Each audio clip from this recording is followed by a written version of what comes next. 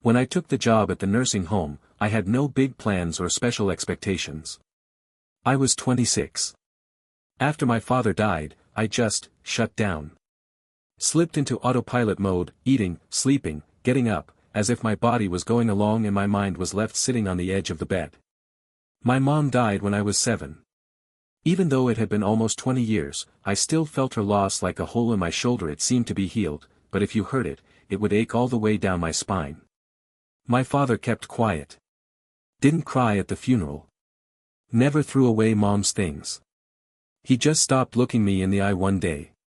A psychologist once said I was sacrificing a fulfilling life for survival. I didn't respond.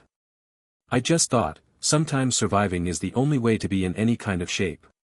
Being an orderly is, frankly, the perfect way to be invisible. You're there, but you're a shadow. You're in the room, but it's like you're in another dimension. The first morning in the nursing home smelled like chlorine, sour milk and something else, warm and sticky, like memories left in the air.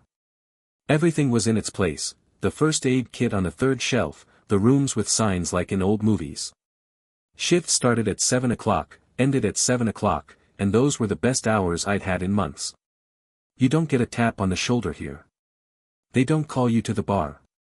You either take the schedule and fit into the routine, or you quit the second week. I fit in. Too fast. Old people are strange creatures.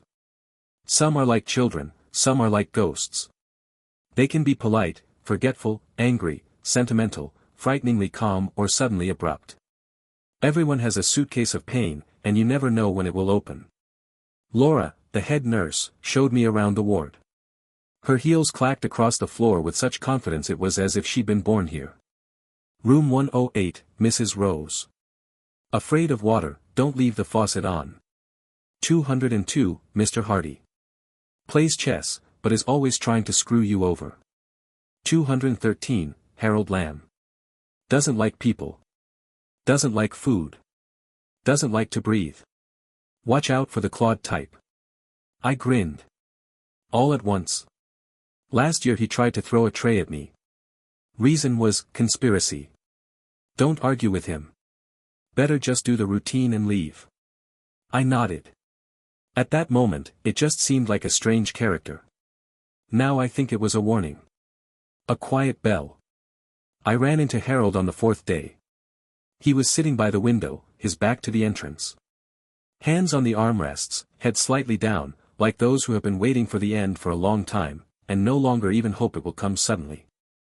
I came in, set down the tray of medication. Pill time, Mr. Lamb. He didn't answer. Only his shoulders shook a little. I stepped closer, put the pill in the paper cup. He turned his head. And for the first time, I saw his eyes. Old. Cloudy. But steady. He looked at me as if I had just walked into his nightmare. Not angry. Not annoyed. But recognizing. Hard. Like he saw me as a ghost. Or thought I was one of them. Something tightened in my chest. Not fear. Not anxiety. Something. At the level of my spinal cord. As if the body recognized something the mind hadn't yet. Mr. Lamb. He blinked. Took the glass smoothly. Drank it. Slowly, carefully. Like a ritual. I was about to leave when he said. You have eyes like hers. I turned around. Excuse me. He was staring at the floor. You're Claire's son, aren't you? The name hit me in the chest. Like someone had picked at an old scar. I didn't remember telling him about my mother. Especially not by name. I'm sorry, did you know my mother? He looked up. He didn't look away for a long time. I killed your mother. The room felt crowded. It was like the walls were pushed forward. It was like the air thickened. It wasn't said as a confession. It was a fact. As if he'd named the temperature outside the window. Like he wanted me to just know. Without emotion. No trepidation. No remorse. I didn't know what to say. The world inside me moved. But on the outside, I just stood there. He lowered his eyes again and said. Claire. She was kind. Too kind. And he stopped talking. I went outside. I sat on the floor in the hallway. Laura walked by. "Hey, what's wrong?" "My blood pressure," I lied. She sat down next to me. Handed me a bottle of water. "You went pale." "I'm serious." "Drink it." I nodded. I spent the rest of the day in a fog. My hands did the familiar. My legs moved. And it was like I was looking at myself from the outside. In the evening, I opened the old box. All that was left of it.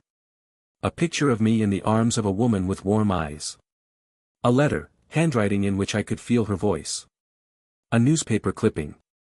A young woman died as a result of a fall down the stairs. Accident. 2004. The address is 15 minutes from my childhood. I ran Harold Lamb through the archives. 67 years old in 2004. Lived in the same neighborhood. Coincidence? I wish it was. But even then, something inside me knew. "You're Claire's son, aren't you? I killed your mother." It wasn't an accident. It was the beginning. And it was just beginning.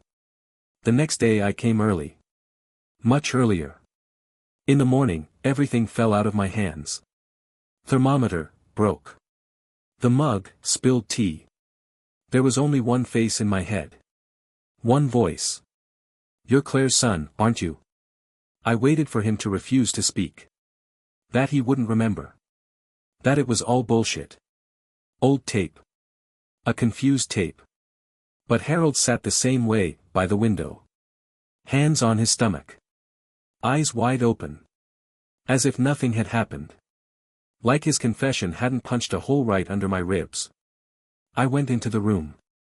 I closed the door behind me. I came closer. He didn't turn around. "What did you say yesterday?" I asked him. "About my mother." He turned his head slowly. There was no confusion in his gaze. Not a bit of it. "Claire," he said. A voice as if through sand. She had hair like wheat. Long, soft. She smelled of leather and lavender. I squeezed the tray. It creaked. "I knew her before you showed up. Back when she was a nurse. You didn't know, did you?" I sat up slowly. "Tell me. Everything." He was looking out the window. 2004. It was cold. She wanted to leave. She knew too much. She'd seen too much. "What do you mean?" He covered his eyes. He was silent for a long time. Then he continued. "I was angry. Not at her, at myself. She was going to leave. I couldn't bear it. We fought. She yelled. I yelled back. I grabbed her arm. She pulled away. I pushed. He stopped talking. Raised his hands, and then lowered them again. Not hard. I swear. I just wanted her to stop. And then she fell. Right on the stairs. There was ice. Snow. It got on her shoes. She slipped. I didn't think that she'd hit her head. That she wouldn't get up. That she wouldn't say the last word. He sighed. Long. With a tear. I didn't kill her on purpose, he said. But I didn't help. I just stood there. Watching. The world inside me pounded against my chest. Somewhere in my lower abdomen something hot was gathering. Pain. Anger. Panic. Why didn't you tell anyone? He looked at me. Point blank. Because I'm a coward. Because I thought I'd deserve hell, later. And then everything went quiet. No one was looking for someone to blame. They said it was a slip. I left. I lived another 20 years. He stopped talking. I sat there and heard my head start to ring. My ears warmed. How the world becomes distant. Like I was watching it all from another person's body. You shouldn't have come here, he said. I thought it was over. And now? Now I don't know. I went out into the hallway, but I couldn't walk. I sat down on the bench. Breathing in, I can't get it out. Breathing out was ragged. It seemed to me that all the air in the building had become denser. As if the walls knew too. Like the past wasn't dead in this place. It was just waiting for me to come back. That night, I pulled out my mom's notebook. I'd opened it dozens of times. But only now, as if for the first time. On one of the pages. Harold. Don't forget Friday, 6:30. Nervous again. Next to it is a schematic drawing. Looks like a building. I ran his old address. It's a match. It's a match. Name. Year. Place. The tone. Even the smells from his description, the incense, the cold, the stairs. I opened the old box of her letters. I read one at a time. And suddenly, I found a postcard. By itself. No date. Unsigned. On it she wrote. If anything happens to me, know that I love you. And I'm sorry if I didn't get to say it to your face. My throat caught. I pressed call on my cell phone. Grandma answered on the third ring tone. Hi, I said. Are you okay? I don't know. What's wrong? Remember Harold? Pause. That, security guard from that job. Is something wrong with him? He's at the nursing home. Where I work now. He said, he was there when Mom left. Silence. He said he pushed her. Long exhale. I always suspected. But they never proved anything. The police wrote it off as an accident. Slippery concrete. Concrete, Carl. I don't know what to do. Will you come tomorrow? We'll talk. About her. I nodded. Even though she couldn't see it. I did. I was lying in bed. In the ceiling, I could see her face. Through the crack lines, a silhouette, as if she were looking at me. And I could feel one thing growing. I have to do something. I thought that after the second confession, there would be some clarity. That now everything would be like in the movies, I would act, go to the detective, open a case, get justice. But in reality, it was just me. Harold, old, half-rotten, almost unconscious. And me, with the record, with the truth, but no strength. For the third night in a row, I sat at his bedside. He looked up at the ceiling. Sometimes at me. I held the tape recorder in my lap. Do you want someone to know? I asked. Who's going to listen? He said. I'm just a dying old man. But you weren't just talking to me. Because I knew you'd stay. I turned on the tape. He sighed. I wasn't a bad person. Not always. But weak, yes. And that's worse. Claire, she glowed. Even when she wasn't talking. I thought it was a lifeline. Turned out to be an anchor. Why did you hit her? Because I thought I had the right. Because I was used to women not talking. And she didn't. He closed his eyes. I stood over her.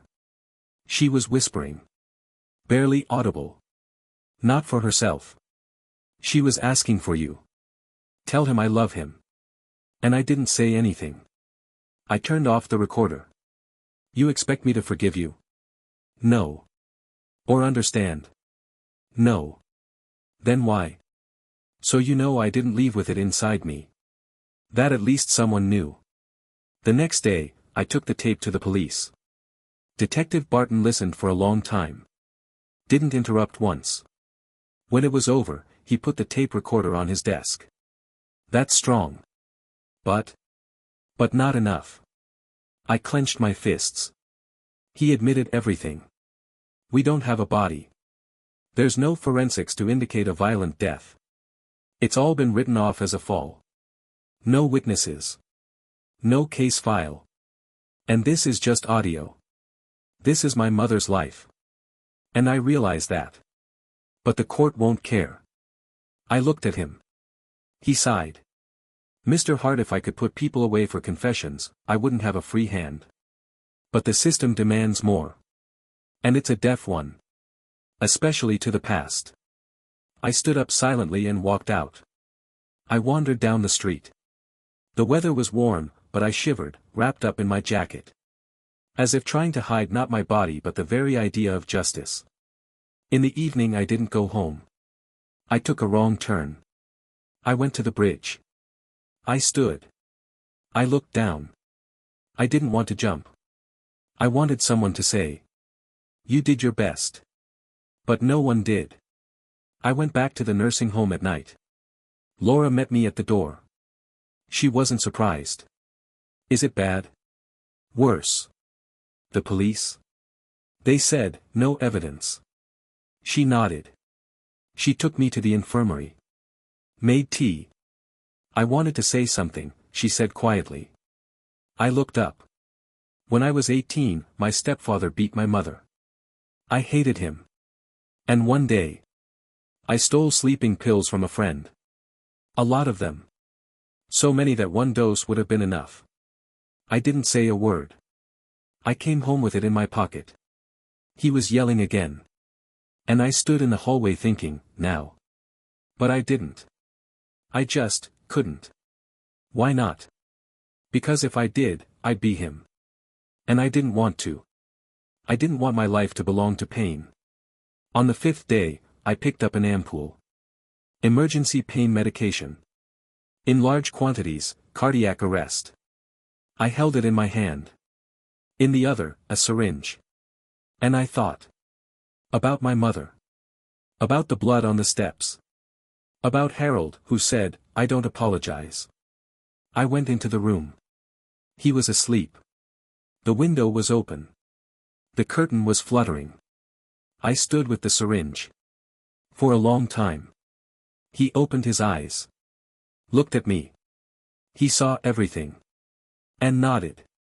"Ready," he whispered. I froze. And then my mom. In me. In my voice. Her breath. Her words. "You don't have to carry someone else's guilt." I sat up. Put the syringe on the nightstand.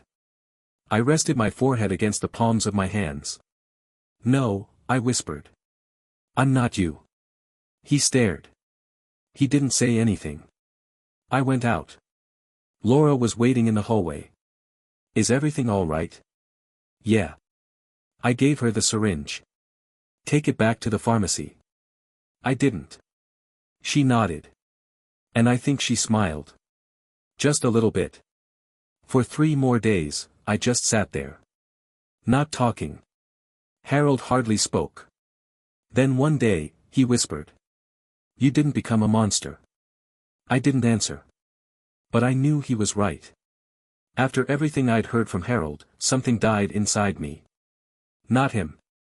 Not my mom. Something else, the belief that the truth was worth something if there was no one to share it with. I couldn't sleep. I couldn't eat. I drank water by gulps, like I was swallowing shards of glass. I talked to Laura without listening to what she said. Everything around me was quieter. It was like the world had gone woozy, dim. As if death had already passed close by, leaving a trail, and was now waiting for me to turn around. The 3rd night, I brought a tape recorder. It was an old one from college. I turned it on the table by Harold's bed, sat down beside it, and said quietly. "Tell it again." On the tape. He was silent. For a long time. Then he said. "Why?" "So it won't die with you."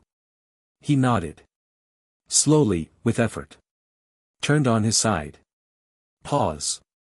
A sigh. Started to speak. "I loved her," he said. "But not the right way. Not as a person. Like property. Like air you don't want to breathe, but you clench it in your fist." He stopped talking.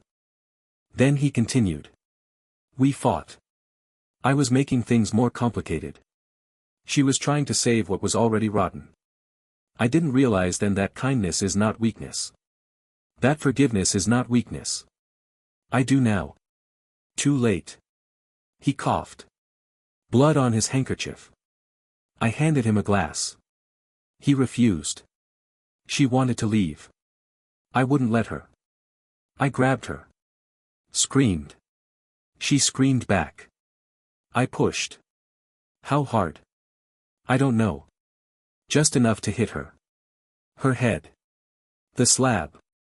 It sounded like it cracked. I froze. I didn't go near him. He was staring at the ceiling, like he was seeing it all over again.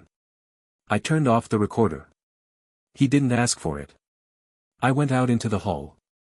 I just sat there. Staring at the floor. All of me, like an empty spacesuit. Just the sound of blood in my ears. The next day I went to the police station. I was met by Detective Barton, a tired man in his 60s, with eyes in which the phrase, "There's nothing we can do," had forever settled. I put the tape recorder on the table. This is a confession. The man, Harold Lamb. He killed my mother. 20 years ago. Here's the proof. Barton pressed play. Listened without saying anything. 10 minutes. Then he turned it off. Leaned back in his chair. We don't have a body. You have an official case. The death of Claire Hart. 2004. Officially an accident. Now there's a confession. From a man who's dying. No evidence. No witnesses. No proof. Just words. Just you. He sighed. Folded his hands on the table. Listen to me. We're not going to open a case that's going to fall apart. If I do, and the DA's office says no, that's the end of it. No court will ever look at it again. I didn't say anything. Then I said. So that's it. He'll just die. That's it. He dies, Mr. Hart. You live. There's a difference. I walked out of the station like I was sentenced. I couldn't walk. I stood at the crosswalk, unable to push the button. The world around me was alive, cars, the smell of coffee, a dog barking around the corner. And inside, it was winter. I returned to the nursing home in the late afternoon. Laura met me in the lobby. She looked into my eyes, and didn't ask me anything. She just nodded. I gave her the flash drive. You should have it. At least in the archives. In case someone ever. She took it. I'll put it in the safe. We have folders. The kind you put confessions in that no one ever reads. But we keep them. Just, so they don't disappear. I nodded. Thank you. That night, I went to Harold's house. He was breathing hard. His lips were chapped. His eyelids half closed. I sat down. Just took his hand. I went to the police, I said. They wouldn't open a case. He wasn't surprised. Blinked slowly. I knew. I gave them the tape. Thank you, he exhaled. So. I'll stay. You won't say goodbye. But you won't disappear. He closed his eyes. No more, and no more. I sat by his bedside most of the night. Sometimes I remembered my mother reading me a book before I went to bed. How I'd hold her in my arms and she'd say, even if it's scary, remember you're not alone. Now she was a shadow. And I was her voice. Where it had once fallen silent. Late at night, I opened the window. The wind blew into the room. It moved the sheet. It blew across his face. Harold didn't move. But in that moment I knew he could hear. I'm here, I said. All the way to the end. And I stayed. He died slowly. No dramatic jerks. No deathbed monologue. Just every day got a little easier. And a little quieter. I watched as his body was eaten away by weakness. As his skin became almost transparent. How the bones showed underneath like a map. Each line a path to a past he could no longer hide. I'd come to his room like a church. Sitting next to him. Talked. Read. Sometimes silent for hours. Sometimes I'd turn on the old tape recorder. Not for recording. For him. I recorded my thoughts. Myself. Then I'd turn it on and put it next to him. Like I was letting him hear me think about him. About my mother. The things that can't be undone.